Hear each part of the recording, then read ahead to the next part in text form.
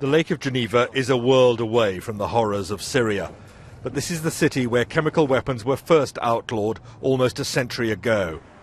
And now it's where the two key foreign ministers, John Kerry of the United States and Sergei Lavrov of Russia, have come to see if they can finally break 2 years of deadlock and work together over Syria.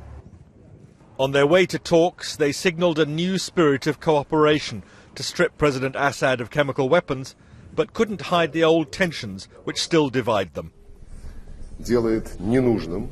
We proceed from the assumption that the resolution of this problem makes any strike against Syria unnecessary.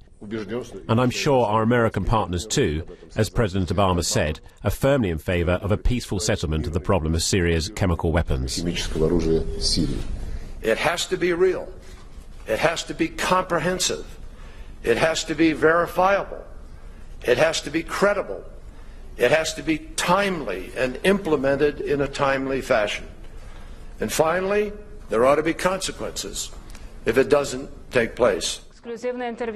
On Russian television this afternoon, President Assad was seen apparently buckling under Russian and American pressure, apparently committing to give up his chemical weapons, crediting Russia, chiding America.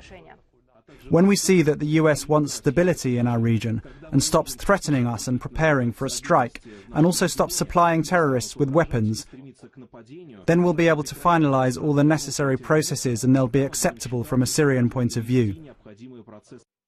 If President Assad does comply, what is the plan? Syria has now told the United Nations it will join the treaty banning chemical weapons and disclose its stockpiles. Then chemical weapons experts would visit Syria to verify, secure and destroy the weapons. But Western nations want clear deadlines and an ultimatum. Russia is resisting this, arguing that Syria should be allowed to collaborate and should not be coerced. But with new pictures every day of terrible violence, huge practical as well as political problems remain. Can weapons experts be protected in a country torn apart by war?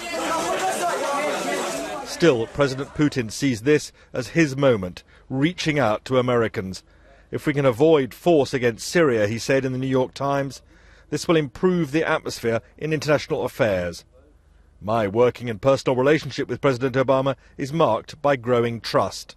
The situation in Syria and how we can make sure that President Obama himself is under pressure and relying on real progress. I am hopeful. Russia and the United States will be talking late into the night, possibly into the weekend. The stakes for both are high.